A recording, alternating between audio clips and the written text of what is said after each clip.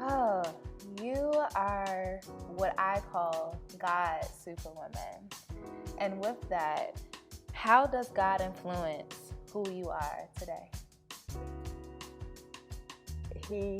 Because of my relationship with him, I learned of him at an early age. And my relationship I value that more than anything. So how old were you when you accepted Christ into your life? Very young, about 6 years old. Okay.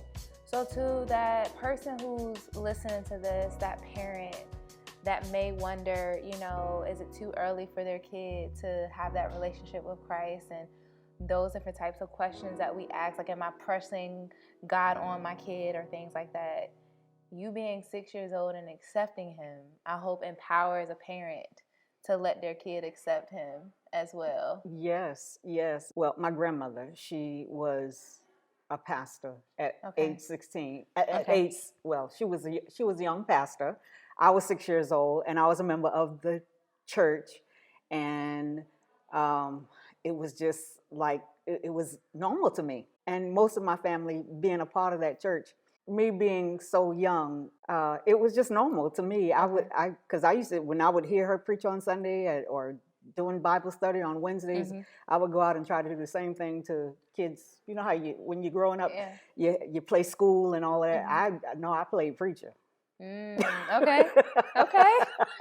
So can you tell our audience, what has your journey through life been like? A lot of disappointment. A lot of hurt.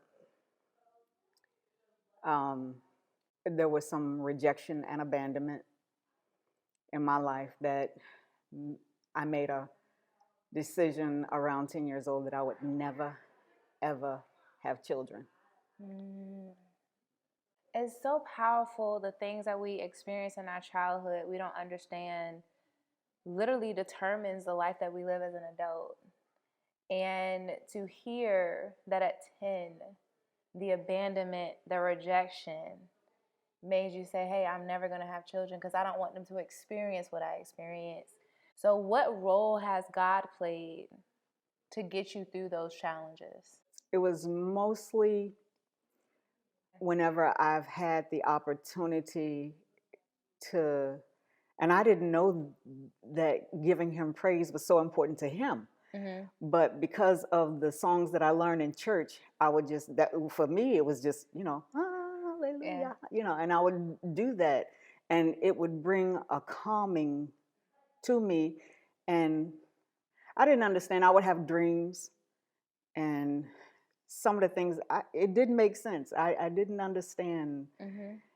But at an early age, I think God began to talk to me through dreams. Okay. It didn't make sense to me. Now it does. Yeah. I'm older, and I can take my mind back to that time. But God, He's been with me all my life. I have rejected him too at times in my life because of I'm like, you let this happen to me. Yeah. But, he loved me nonetheless, in spite of myself. Absolutely. So what would you tell that person right now that is actively rejecting God because life is lifing, life is challenging? What would you tell that person to get them back out of that dark place? He loves you in spite of yourself. He will always be there. Cry out to him when you need him. He'll be there. I don't think we know how powerful God really is in his presence. And to hear you talk about rejection and abandonment, and you making this outward promise of, I don't want to be a mother because I want to make sure nobody experienced what I experienced. But me knowing you've been a mother to many. You've been a pillar of hope to many. And my hope is that whoever is watching this sees the strength of God all over you. And not just because life's been great, but it's because you've chosen to allow him to be in your life. So if anybody chooses this, you are a superwoman. But not just that, You're God's sacred woman.